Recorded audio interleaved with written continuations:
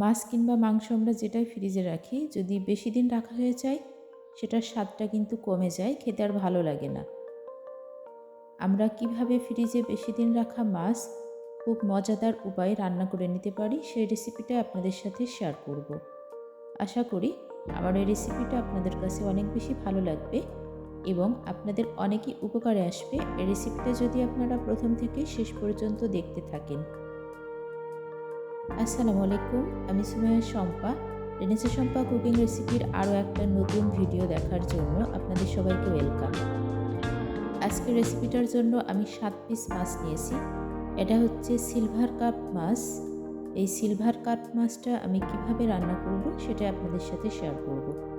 Half চা চামচ লবণ দিয়ে নিলাম, হাফ চা চামচ হলুদ গুঁড়া আর হাফ চা চামচ মরিচের গুঁড়া দিয়ে দিলাম। একটু ভালোভাবে মাখিয়ে নেব লবণ, হলুদ এবং মরিচের গুঁড়া মাছের সাথে। ফ্রিজের এই বেশি দিন রাখা মাছ আমরা যদি এভাবে একটু হলুদ, লবণ এবং মরিচের গুঁড়া মাখিয়ে মাছগুলা ভেজে নিই তাহলে কিন্তু মাছের কালার এবং টেস্ট দুইটাই অনেক বেশি ভালো আসবে। অবশ্যই আপনারা বাসাতে ট্রাই করলেই কিন্তু বুঝতে পারবেন। আশা করি আমার আজকের রেসিপিটা আপনাদের কাছে অনেক ভালো লাগবে। হলুদ, লবণ এবং মরিচের গুঁড়া মাখিয়ে নিলাম। এই পর্যায়ে আমি চুলায় একটা প্যান দিয়ে নিয়েছি। প্যানে পর্যাপ্ত পরিমাণ সরিষার তেল দিয়ে নিলাম। সরিষার তেলটা গরম হয়ে আসলে মাছগুলোকে আমি ভেজে নেব। আপনারা যারা যারা আমার ভিডিওটা দেখছেন এখনও লাইক দেন নাই, যদি আমার ভিডিও দেখতে দেখতে ভালো লেগে যায় অবশ্যই একটা লাইক দিয়ে দেবেন আর সাবস্ক্রাইব করে আমার পাশে থেকে যাবেন।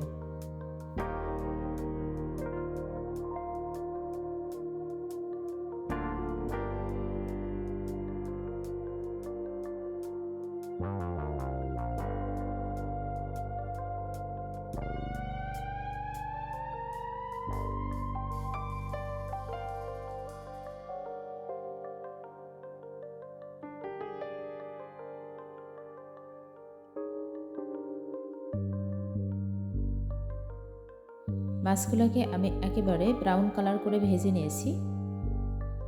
তারপর আমি এটাকে রেখে দেব এক সাইডে, আর অন্য সাইডে আমি আরেকটা কড়াই বসিয়ে দিয়েছি। কড়াইয়ে পর্যাপ্ত পরিমাণ আবারও সরিষার তেল দিয়ে নিলাম। সেই তেলের মধ্যে আমি এই পেঁয়াজ কুচিটাকে দিয়ে নেব।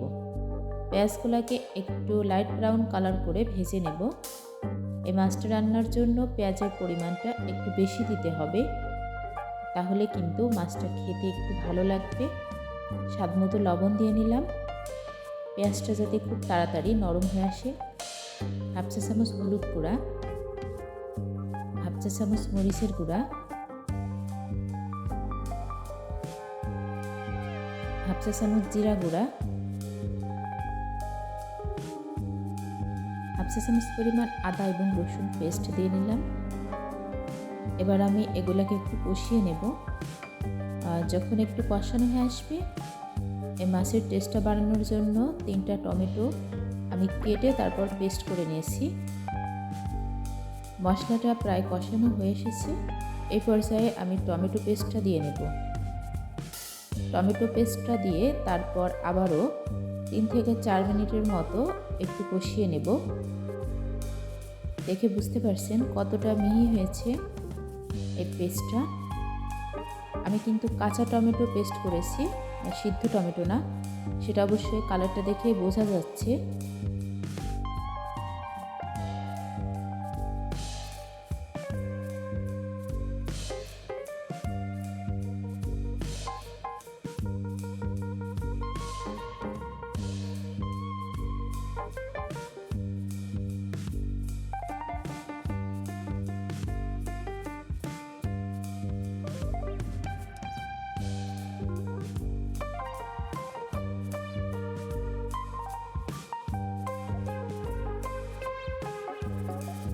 টমেটো পেস্টটাও আমি কষিয়ে নিয়েছি। এবার ভেজে রাখা মাছগুলো দিয়ে নেব। মাছগুলোকে একটু মশলার সাথে খুব ভালোভাবে মিক্সড করে নেব। তারপর পরিমাণ মতো পানি দিয়ে নেব।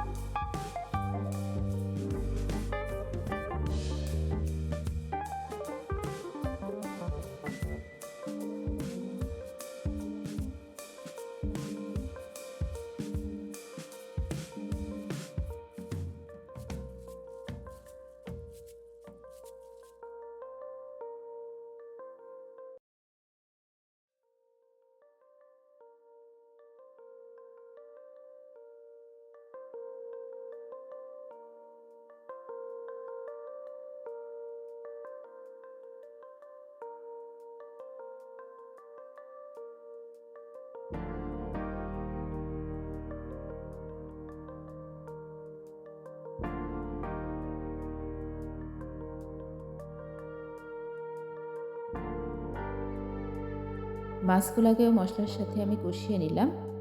তারপর 1/2 কাপ পরিমাণ পানি দিয়ে নেব। পানিটা পুরোপুরি শুকিয়ে আসার জন্য অপেক্ষা করব। 8 থেকে 10 মিনিটের মতো মিডিয়াম টু লো হিটে আমি জাল করতে থাকবো। ততক্ষণ আপনারা সঙ্গে থাকুন।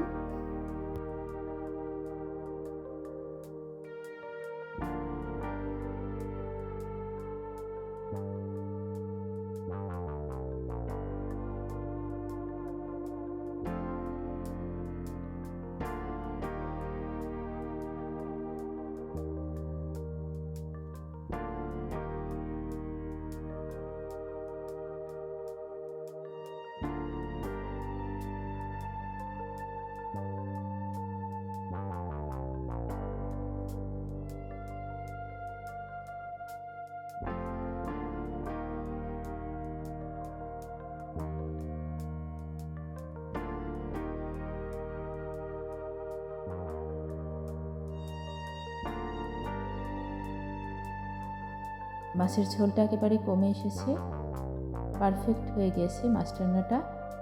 এখন সার্ভিং প্লেটে আমি উঠিয়ে নিচ্ছি। কতটা কালারফুল এবং লোভনীয় হয়েছে আজকের এই সিলভার কাপ মাছ রান্নাটা। আশা করি আপনাদের কাছে অনেক বেশি ভালো লেগেছে। দীর্ঘদিন ফ্রিজে থাকা মাছ আপনারা এভাবে রান্না করে নিতে পারেন, এর স্বাদটা কিন্তু দ্বিগুণ বেড়ে যাবে এভাবে এই মাছটা রান্না করলে। সবাইকে অসংখ্য অসংখ্য ধন্যবাদ আমার এই ভিডিওর সঙ্গে জুড়ে থাকার জন্য। আবারও বলছি, যারা আমার ভিডিওটি দেখতেছেন কিন্তু এখনও লাইক দেন নাই, যদি আমার ভিডিওটার কোনো অংশে ভালো লেগে থাকে অবশ্যই একটা লাইক দিয়ে দেবেন। আর যারা সাবস্ক্রাইব করেননি, যারা সাবস্ক্রাইব করে পাশে আছেন তাদের সবাইকে অসংখ্য অসংখ্য ধন্যবাদ। ভালো থাকবেন, সুস্থ থাকবেন। ফিরে আসবো আবারও নেক্সট কোনো রেসিপি নিয়ে। আসসালামু আলাইকুম, আল্লাহ হাফিজ। Thanks for watching.